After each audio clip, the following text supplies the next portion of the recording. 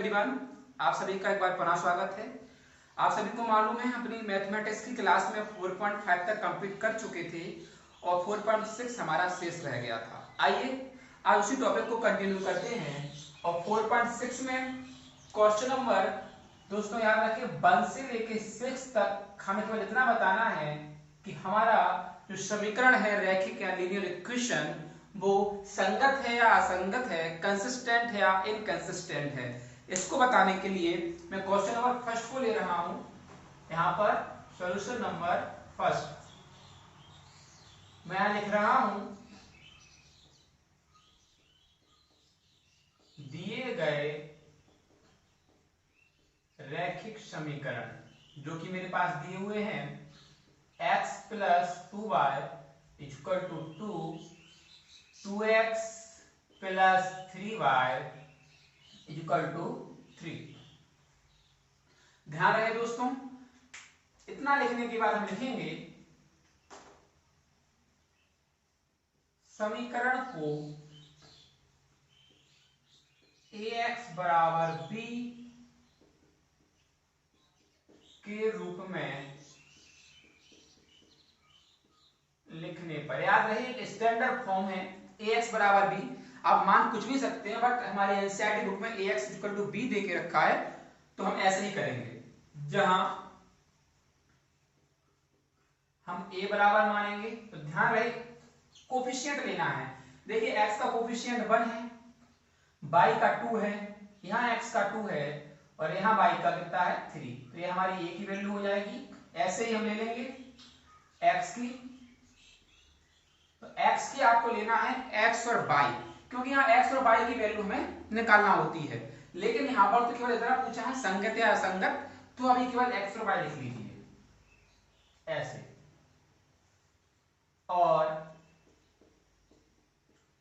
b बराबर जो हमारे RHS में लिखा हुआ है इक्वेशन के, उसको हम b वैल्यू मानेंगे और b मैट्रिक्स यहां से हमारे तैयार हो जाएगी इस प्रकार से। इतना लिखने के बाद दोस्तों याद रखें हमें यहां निकालना है determinant of a। Determinant of a हम यहां फाइंड करेंगे और वो बहुत सिंपल होता है, 3 - 4 यहां से हो जाएगा, जो निकलेगा हमारा -1। अब ध्यान रखें, अब आंसर कहां से बनेगा कि -1 नॉट इक्वल टू 0, 0 के बराबर नहीं है।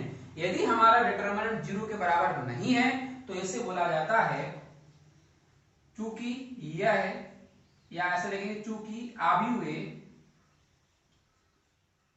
चूंकि आव्यूहे एक व्युत्क्रमणीय या नॉन सिंगुलर, अंग्रेजी में से बोल सकते हैं नॉन सिंगुलर आव्यूह है,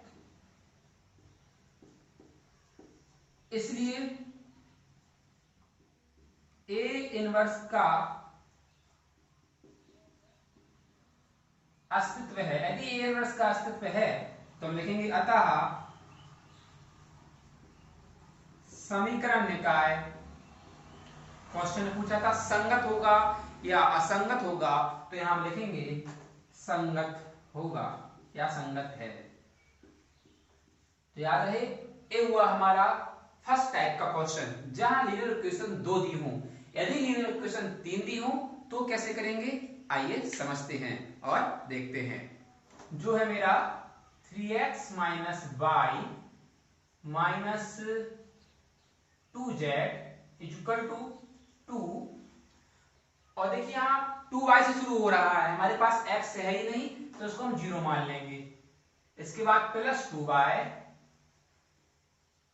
इसके बाद क्या दिया हुआ है -z = -1, और तीसरा है 3x - 5y। देखिए यहाँ z नहीं है तो अपनी तरफ से हम 0 मान लेंगे, बराबर हो जाएगा 3। अब लिखेंगे समीकरण को ax = b के रूप में लिखने पर,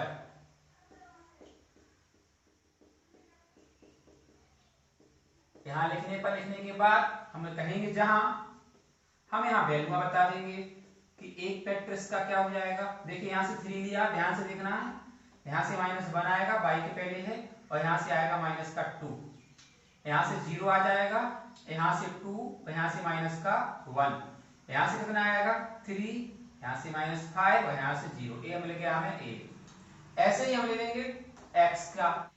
यहाँ देखिए x में हमें एक्स वाई तो लिया था पिछले क्वेश्चन में, यहाँ जेड भी लेना पड़ेगा हमें, क्योंकि यहाँ जेड का भी वैल्यू हमें निकालना पड़ेगा। और यहाँ हम लेंगे और b बराबर हम लेंगे जो RHS में दी हुई वैल्यू है सारी 2, -1 और 3, ये वेरिएबल हमने ले लिए इसके। अब हमें मालूम है डिटरमिनेंट ऑफ ए निकालेंगे हम, तो हम यहाँ निकाल लेंगे, यहां एक्सपेंड कर देंगे, एक्सपेंड अलोंग C1 के अलोंग हम एक्सपेंड कर देंगे। तो देखिए यहाँ पर हमारा इनमें से कोई भी डायमंड में तो नहीं आ रहा है। आइए डिटरमिनेंट ऑफ ए निकालते हैं, क्या आता है फिर देखते हैं। यहाँ से 3 को लिया मैंने, यानी ये वाली लाइन तो हमने सिलेक्ट की, ये वाली भी गई, तो ये आएगा 2 का 0 में करेंगे तो दोस्तों कितना आएगा 0, माइनस का साइन, -5 का -1 में हुआ तो हो गया वो 5। इसके बाद यहाँ 0 का कोई मान नहीं होता है, +3 ले लेंगे और यहाँ इसको छुपाया, -1 का 1 में किया तो 1, फॉर्मूले का -2 का -2 में किया तो हो जाएगा प्लस का 4। सॉल्व करेंगे डिटरमिनेंट ऑफ ए, देखते हैं क्या निकलता है। यहाँ से देखिए माइनस का 15 और ये 4 बन 5 का 3 किया तो 15 और कट के आ जाएगा 0। तो यानी हमारा डिटरमिनेंट क्या आ गया 0 आ गया, जो हमें यह बताता है कि यहां लिखेंगे हम चूंकि आव्यूह ए अव्युत्क्रमणीय है,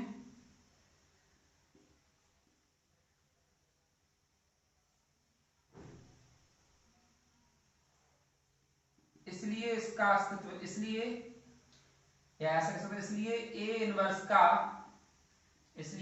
इनवर्स का अस्तित्व नहीं है। तो क्या सवाल हम छोड़ देंगे ऐसे दोस्तों? याद रहे जब ऐसा आ जाए तब क्या करना है, तब हमें निकालना होगा और आगे बढ़ाना पड़ेगा। तब हमें निकालना होगा एडजॉइंट ए इंटू बी, ये हमें फाइंड करना होगा।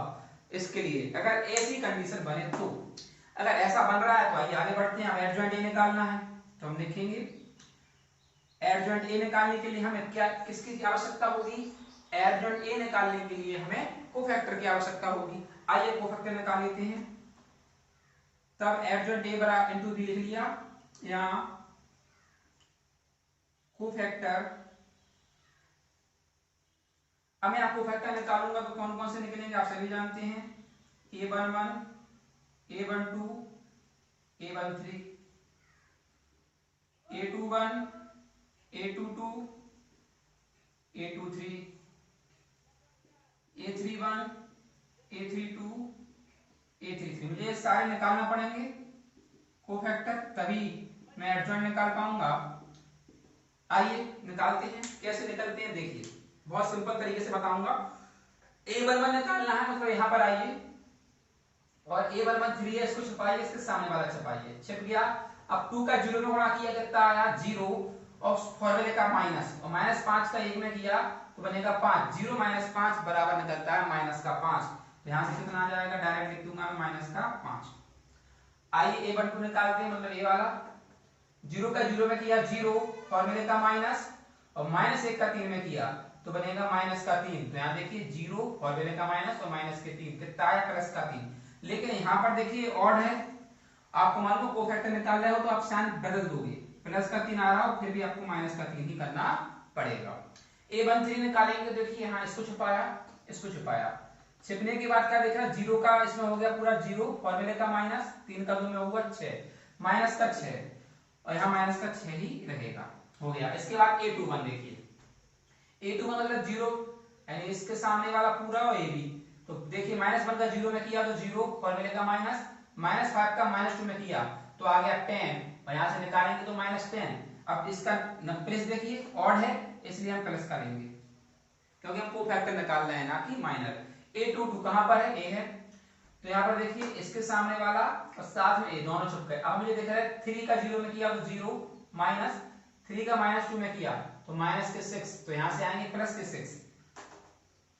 अब निकालेंगे A23 मतलब -1, तो इसकी पूरी सामने वाली और यहाँ। अब देखिए 3 का -5 में किया तो आ गया माइनस का 15, फॉर्मूले का माइनस। 3 का -1 में किया सो प्लस के 3, यहाँ सॉल्व करेंगे तो कितना आएगा माइनस के 12। यहाँ कौन सा नंबर है इसका प्लेस, विषम, तो ऑब्वियसली कैसा आएगा प्लस का। अब देखिए A31 निकालना है मुझे। A31 निकालना है मतलब इसके सामने वाला इसके सामने वाला। -1 का 1 में किया आ गया 1, फॉर्मूले का माइनस। इसके बाद देखिए 2 का -2 में किया सो माइनस के 4, यानी यहां से बन जाएगा पूरा पूरा 5। आइए आगे बढ़ते हैं। A32 यानी इसके सामने वाला और इसके सामने वाला। 3 का -1 में किया कितना आएगा माइनस का 3 आ जाएगा, और 0 का करने की आवश्यकता नहीं है। और यहाँ प्लस देखिए विषम है इसलिए प्लस का हो जाएगा लास्ट, यहाँ 0। तो इसके सामने वाला और सामने वाला। 3 का 2 में किया तो आ जाएगा 6, बाकी सब 0 हो जाएगा, तो यहाँ से आ जाएगा 6। तो दोस्तों ये निकाल लिए हमने यहाँ से इसके कोफैक्टर। अब हम निकालेंगे एडजॉइंट ए। एडजॉइंट ए आप जानते हैं कि कोफैक्टर का ट्रांसपोज होता है, लेकिन मैंने दोस्तों इसको इस रूप में लिखा है ना, वैसे होता है A11 A12 A13, मैंने इस रूप में लिखा है तो डायरेक्ट लिख लीजिए, यही आएगा। हमारा टाइम बचेगा -5 -3 -6 10 6 12 5 3 एंड 6। अब हमें निकालना है एडजॉइंट ए का गुणा करना है बी में। तो एडजॉइंट ए हम निकाल चुके हैं। -5 10 5 -3 6 3 -6 12 6, और बी हम लिख चुके थे पहले, देखिए ये 2 -1 3। अब इनका हमें गुणा करना पड़ेगा। गुणा करेंगे, -5 का 2 में किया माइनस का 10, 10 का -1 में किया माइनस का 10, 5 का 3 में किया प्लस के 15, -3 का 2 में किया माइनस के 6, 6 का -1 में किया माइनस के 6, 3 का 3 में किया प्लस के 9, -6 का 2 में किया माइनस के 12, 12 का -1 में किया माइनस के 12, 6 का 3 में किया 18। सॉल्व कीजिए क्या बनता है देखते हैं। ये देखिए माइनस के 20 15, यानी माइनस के 5 यहाँ से निकले। ये माइनस के 12 प्लस के 9, यहाँ से आपके माइनस के 3 आ जाएंगे। ये माइनस के 24 प्लस के 18, यहाँ से माइनस के 6 आ जाएंगे दोस्तों, जो कि हैं नॉट इक्वल टू 0। ये 0 के बराबर नहीं है। ये 0 के बराबर नहीं है तो यहाँ लिखेंगे, यहाँ कोई हल नहीं होगा। यहां समीकरण निकाय के कोई हल नहीं होंगे, कोई हल नहीं है। याद रहे एडजॉइंट ए इंटू बी निकालने के बाद नॉट इक्वल टू 0 आता है तो वो कोई हल नहीं कहलाता है, और कोई हल नहीं है तो आप बोलेंगे समीकरण निकाय